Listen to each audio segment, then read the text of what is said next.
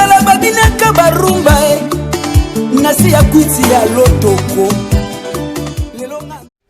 Shalom, shalom peuple de Dieu. Tu es sous une émission d'habitude à l'ère de triomphe avec le révérend Elvis Kaluseviko de Dakala. Nzambe nabiso amonayo. Nzambe nabiso yoka prière ayoka losambolo nayo. Na ba besoin nayo na ba posa nyo sosoluka elongi naye. Toninga sou toleksa eloko mo na émission nabiso lelo. Merci pour na ba commentaire na bino, merci pour na ba éloge na bino bozo pesa biso. Na ba encouragement na biso bozo pesa biso tozo mona bilili nazui bapel pa ndeko mo à Londres mususu ya Paris na cousin mo kaza na Allemagne pour na kaka encouragement ya musala na sepeli pe nzambe amona bino na temps au besoin se disposer pour nous landa émission na biso. Vraiment que Dieu vous assiste et qu'il vous bénisse. Toninga surtout le belo mona mukwa lelo pesa nga penza matoi na yo landanga lelo nzambe na siki nzamba opambola yo. Alléluia. Nzamba opambola ko bosana te osafilie na biso osabone na Wembo TV esika nini mission na biso zo leka mikoniso Wembo TV mtawa sala tozala na pesi mbote pe ba remerciement na nga pa bandeko nyonso Wembo TV nzamba amona bino apambola bino pona progrès ya télévision na biso pe émission na biso. Vraiment que Dieu nous assiste tous. Au nom puissant de Jésus-Christ. Alors sans plus tarder, l'autre doit tester nabiso. Nous avons Ésaïe chapitre 53 verset 1er. Nous avons Ésaïe chapitre 53 verset 1er. Bible dit qui a cru à ce qui a été annoncé, qui a reconnu le bras de l'Éternel. C'est sa question. Qui a cru à ce qui a été annoncé et qui a reconnu le bras de l'Éternel. C'est sa question. Alléluia. Alors, na linga karana so na biso sunu kwa lelo, kubosa na tête na l'air à triomphe. Yo faut triompher, nga faut na triompher. Mais Bible zep sa biso na force na biso. Na force, l'homme ne triomphera point par sa force. Na force na biso maintenant triompher, exacté. Alors c'est pourquoi nous bénissons l'Éternel, on a un mécanisme en place. Pona yo, pona nga, pona ye, pona biso, pona bango, to meka ko obéir, to tchanga en place. En fait, de tous les canaux, qu'on triompher. On a force de triompher. Mais il y a quand même certains éléments que Dieu a placés, que Dieu a mis en place. On a nous enseigné, tiens en place, soit au sali, tout le monde qui triomphe, victoire. Et comme on a pété na vie na biso, na makamnu sotu to lu que l'ensemble to to lu kapona na vie na biso, présentement ici-bas sur la terre. La Bible dit, Ésaïe 53, verset 1er, qui a crié, qui a crié, qui a crié. Qui a crié à ce qui a été annoncé. Bien aimé, n'ayabité. Tant que nous sommes examinés un test, et l'autre au moins est comme il n'a raisonné à la place. Na raisonné à la place. Na raisonné à la place. Na bino besoin de studio pour l'andangaï. Merci pour vous belé pour nous encourager dans le programme OYO. Dans le nom puissant de Jésus, nous avons bino papa molabino. Mais la question que je me pose à chaque fois que je médite cette portion de l'écriture, et ça c'est Lucien Lobanini, qu'est-ce qui a été annoncé? Par la Bible, qui a cru à ce qui a été annoncé? Ce qu'on a tout dans match retour, qu'est-ce qui a été annoncé? Alléluia. Alors, il y a un lobana en passant. Ah, on a sorti le test na biso, ezali et l'or au moins le cas. Et ça penza likambuya problème maka c'est ça ce n'est pas ce qui a écrit à notre prédication, s'il a écrit à notre ce qui nous a été annoncé, mais le moment dans likambuya au fanda plutôt ce qui croit, qui a écrit, ce qui a écrit, qui est celui, qu'est-ce que tu crois, qu'est-ce que tu crois. Alléluia. Qu'est-ce qui t'a été annoncé? Bayebisionine, l'hôpital. Bayebi aux a cancer, bayebi aux a tuberculose, bayebi aux a diabète, va tester par rapport à Covid-19, Covid-19, balobi que aux a positif na coronavirus, balobi na onin, aux a HIV, bien virus à sida, balobi na onin, aux a malade, balobi na onin, balobi na onini, balobi na onini. Bien aimé, batanga diabète, batanga cancer, batanga sida, batanga positif par rapport à corona Covid-19 pardon, les autres qui pétaient. Mais les autres qui pétaient pas qui a cru. Hein? Qui a cru? Qui a cru? Est-ce que réellement, ils ont croire dans ma cambo ba yebisio? Et l'autre moto qui a cru à ce qui a été annoncé. Bien aimé, au Kenya, un hôpital, nouvelle ni nos yeux actuellement. Annonce ni nos yeux actuellement. Annonce ni nos yeux actuellement. Yozo Landanga n'a posé aux questions. Qu'est-ce qui t'a été annoncé? Qu'est-ce qui t'a été annoncé? Balobi nous sommes malades. Balobi ni nous avons cancer. Balobi ni nous avons tuber. Balobi ni nous avons HIV, c'est-à-dire virus et sida. Balobi ni nous sommes pauvres. Au bongate. Balobi ni nous avons coronavirus. Balobi ni nous avons diabète. Balobi ni ba testo positif par rapport à corona. Balobi ni nini. Maladie ni yebi paraîtra pas pour na mutu. Peut-être qu'il y a un qui a cru à ce qui a été annoncé. Le problème, c'est situé dans le niveau de croire. Oui, est-ce que tu crois à cela? Alors bien aimé, nous avons posé une question. Tu crois à quoi? Nous avons croire à nini? Nini, peut nous croire à nini? Nini, au retour, nous croire à nini? Alléluia, bien-aimé. Ça, c'est le rapport humain. Peut-être un rapport à médecin. Peut-être un rapport à médecin. Peut-être un rapport à Munganga, non, putain de balobinayo. Mais il y a un autre nayo. Qu'est-ce qui t'a été annoncé? Qu'est-ce qui t'a été annoncé? Et au retour maintenant, la plus grande question, est-ce que tu crois à cela? Tu crois à cela? Bible Lobinin. Ah, ouais, ça a rapport à Moutou. Aux pauvres. Aux quoi, non? Aux pauvres, aux malheureux, aux dimango. Ouais, ça a rapport à Moutou. Mais tu as dit ça. Si on dans Romains, chapitre 10, verset 16. Hein? Romains chapitre 10, verset 0. Esaïe Lobi, qui a écrit à ce qui a été annoncé. L'apôtre Paul a dit son épître à Romains chapitre 10, verset 16. Qui a écrit à ce qui a écrit à notre prédication. Écoutez, il y a une annonce quelque part et de l'autre côté, il y a quoi? Une prédication. Alléluia. Et ça, c'est un côté où annoncer les camo pour nayo. Côté nini, bataille yo likamo songolo. Ce qu'on a posé question entre l'annonce et la prédication. Ozo croire nani.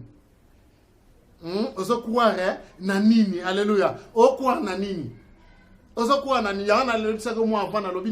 Le problème ne se pose pas entre ce qui a été annoncé ou à la prédication. Mais le moment dans l'ikamo.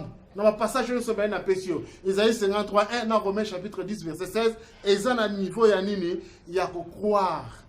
Les problèmes se trouvent au niveau, il y a qu'à croire. Est-ce que tu crois à ce qui a été annoncé, ou bien tu crois à la prédication qui t'a été prêchée? Alléluia. Bah, annoncer au nini, bah, prêcher au nini. Bah, annoncer au nini, bah, prêcher au nini. Alléluia. Les Aïe parlent de l'annonce. Paul a Romain de la prédication. Qui a écrit à notre prédication? L'autre côté, on dit qui a écrit à ce qui a été annoncé. Annonce. Et ce bateau belé, si ça va au Kendena belé avant, pour n'avoir mon peuple yoki na lito inae. Frère, développe ton écoute. Permette à lito inae, et yoka makamba bien, et yoka makamba bien te. Qu'est-ce qui t'a été annoncé? Que au coup fakalate na maladie annonce nango? Que au coup fakalate parce que ça na cancer. Na landa émission na télévision, na landa ba témoignage à l'hôpital. Ba sala bango ba ko sala bon par rapport à cancer. Mais ba fa ba vivape, ba 20 ans, ba 25 ans, ba 30 ans. O bangani bien aimé. Ozo croire nani, na ce problème est ça nini, il annonce na prédication. Tu crois à quoi? Alléluia. Alléluia. Ozo croire nani. Ozo croire nani. Maman na likamisa niveau à croire. Ozo croire nani, ozo croire nani. Yo kanga na episode avancé muke na makamna na pokwa lelo. Frères et sœurs, sont des enfants de lumière. Tous à la bataille ténèbres été. Yesu zo belo romoko. Yesu zo lo balobi beke. Soki penza na miracle nyonso bino bomoni o esala na misu na bino. Hein? E ko sa na bino ba na lumière, bozo croire te. Nga Yesu na yoka passe. Dans Jean chapitre 12. Abi esala nga passe. Pour nani, vous devez être les fils de lumière. Pourquoi? Parce que Christ est là. Croyons à Jésus-Christ. Hein? Tu considères le miracle tout le monde, le témoignage tu vas faire ça biso. Tozo yo kapé tozo monde na misu na biso pe na matoi na biso. Croyons à cela. te considérer, peut te croire nango, que réellement Christ a zo sala. Pour nani, la Bible dit ceci, le Fils de l'homme, 1 Jean chapitre 3 verset 8, le Fils de l'homme est apparu pour détruire les œuvres de l'ennemi. Qu'est-ce qui se passe actuellement? Tu as bien vu que le diable, hein, il est le prince des siècles présents. Azan Nzambe à temps actuel. Mais là on a la lingaka. Nzambe appelle ça temps muki. Azo ça la ndeta na et pour ça Nzambe abi le sili. Ce que yo bangani. Ozo ni bana na rapport ya Nzambe to ya mutu azo régner pour un petit temps. Na zo exhorter de moi na zo ngabi frère. Ce comme ka Nzambe na Satan. Ko ça guerre to batu musu basalaka. Ko so ka Nzambe ndenge mo na diable te. Nzambe aza musika élevé, musika belé par rapport à Satan. Et en réalité, le diable n'a jamais été l'adversaire de Dieu. Le diable n'a jamais été l'adversaire de Dieu. Il est une créature de Dieu. Mais le problème avec quoi? Nous avons fait ça avec temps. Il y a un temps à précipiter dans ma belle temps à l'ingénieur comme à l'oran zam. Tant à l'ingénieur va adorer, va célébrer, va célébrer en zam. Mais on tape chaud, on va déborder. Allez gogo, quitte un assez. Qu'on soit en zam, on a satanté. Satan n'a jamais égalé Nzambe. Il est une créature de Dieu. Que ce soit un Nzambe. Il y a un que le Fils de l'homme est apparu pour détruire les œuvres de l'ennemi. Oh, nous ce diable actuellement. Ne bazo lingato comme na ordre ordre ya mokili actuel. Écoutez-moi. Naza kutukunate. Tika bango basala na diable na inspiration bango bazi basala o ba ko sala mais on nga nazo yebisa yo l'église restera toujours l'église, le plan de Dieu et tika toujours plan Nzambe. On Nzamba conserver dès le départ yango et salam, peu importe le vent actuel et bangisa yo te. Alors croyons au lieu croire na maladie au ba yebisio, au lieu croire na rapport au ba pesio, croyons plutôt à la doctrine de l'évangile. Croyons plus à la doctrine de l'évangile.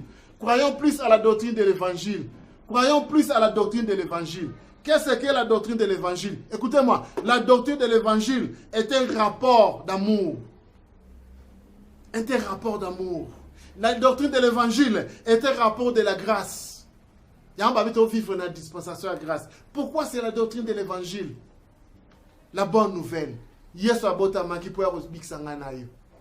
Croyons plus à cela.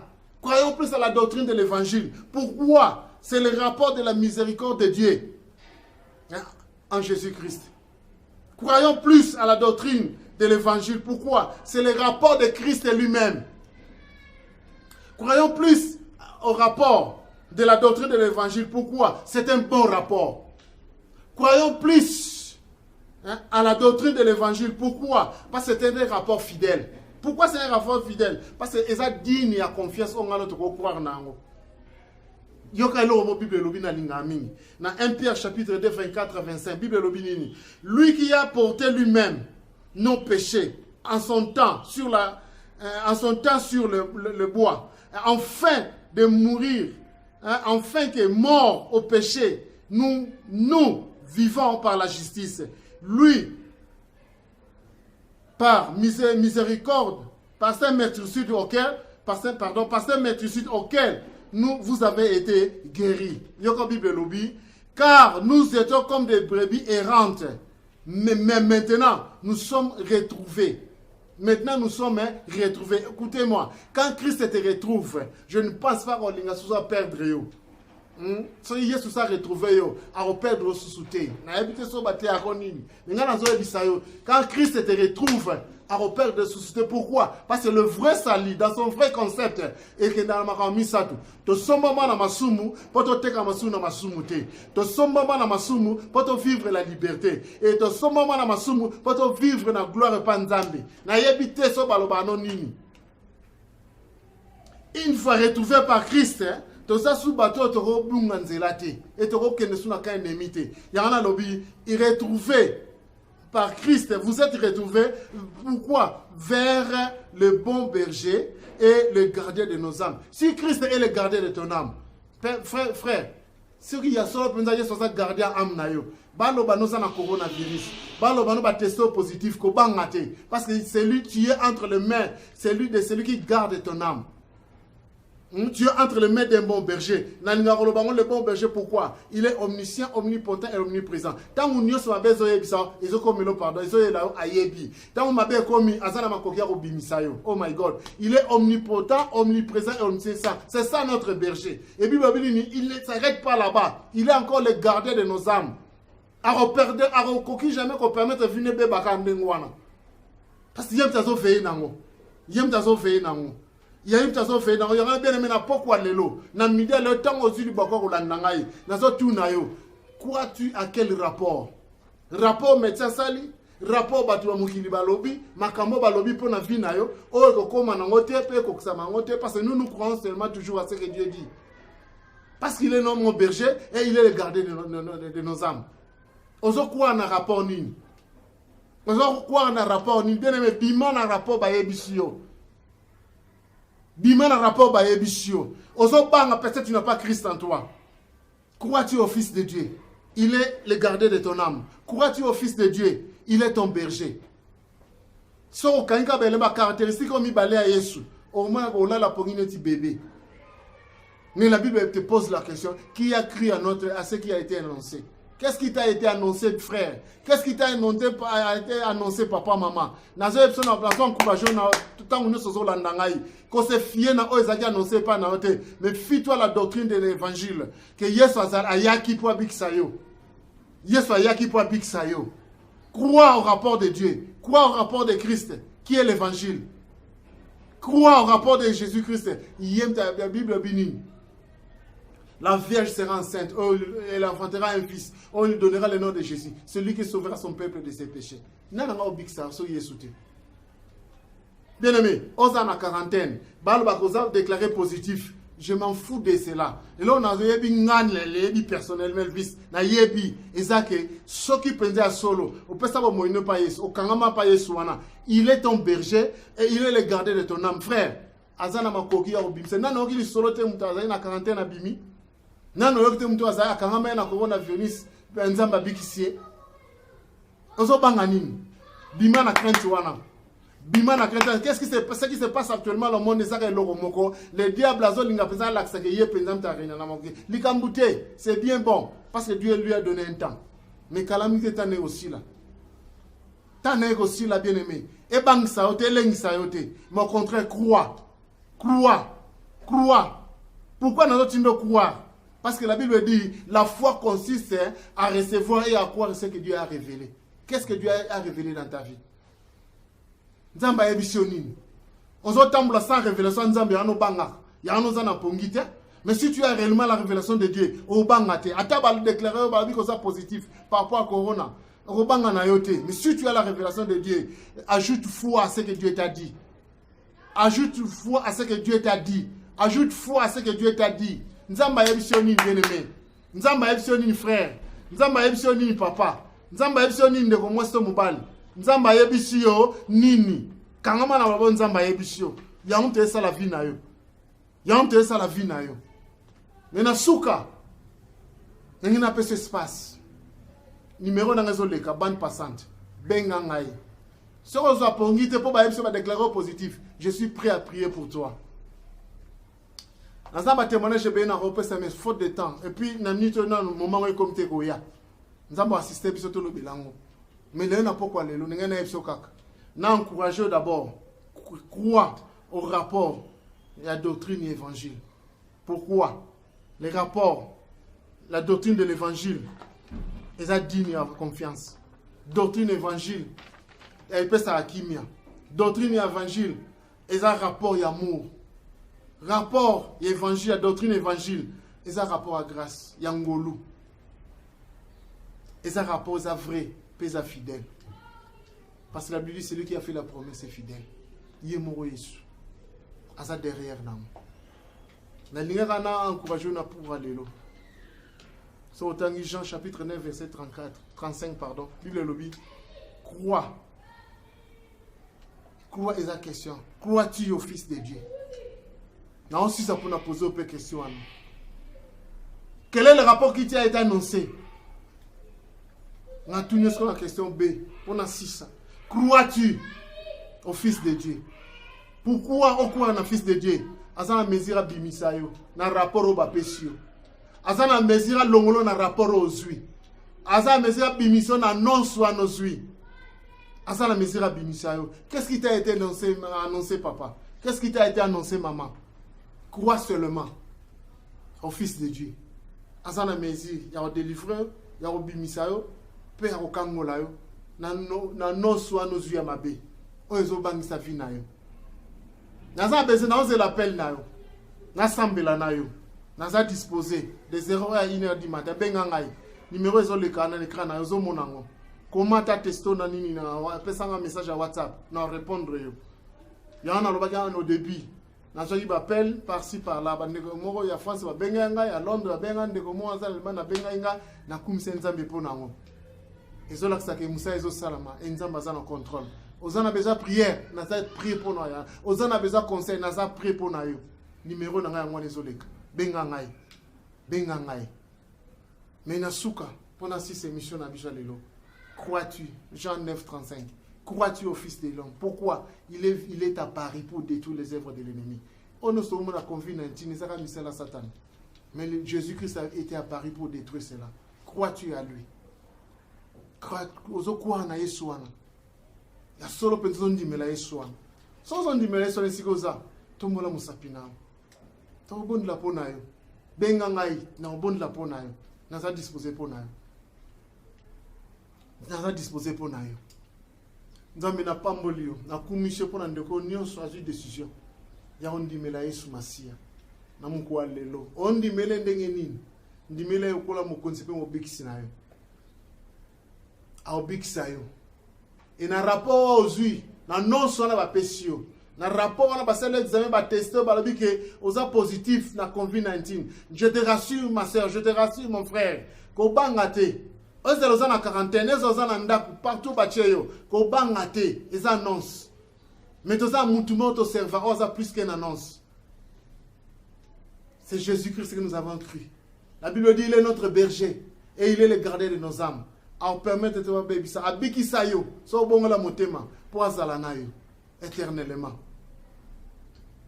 abiki sayo pour azala na yo au retour yo adorer au célébrer ko banga non swana te mais ndima na rapport et évangile la doctrine évangile et un vrai rapport o eza célébrer fan na Yesu Masia yemo il est ton berger et il est le gardien de ton âme. Bien maintenant na garda am na yo. Yangeza garder par Yesu bongo ya yo. Na garda am na yo. Na garda am na yo. Si c'est le Messie Christ qui garde ton âme, ko bangate na non soit nos vies. Ko bangate na non soit nos vies. Celui qui verse ton âme a disposé pour balu la match, pour tourner rapport wana. Et l'onga négatif et comme positif. Pe azana makokia ko sala, on pe azo salango. Soka yo opese chance na vie na yo. Soka opese chance na vie na yo. Na ensemble la peine en même temps je décrète pour ta vie. Si et seulement si on s'adhère pas à Christ, rapport en non soit nos yeux, et ça la changer. Et ça rapport à médecin, ça rapport à batomokil. Nzamba va changer. Na kombo Yesu Masia. Yambango pezuango. Son nzambe nanga sale loromo ko bangate. Cha comment na yo, commenter pe témoigner nzambe na yo. Jamais dans un attaque exposé final. Natanga kombono pona lo bana lo bakande ko moko abikisa mende ko monza mbasalaki. Pona garder yo. Confiance wana susu pour les jours à venir. Nzamba mona yo apambola yo a visiter plutôt. Ya koleka. Aza rapport négatif à nos yeux. A comme ça négatif. Na kombo Yesu Masia. To bondeli pete lobi. Amen. Amen.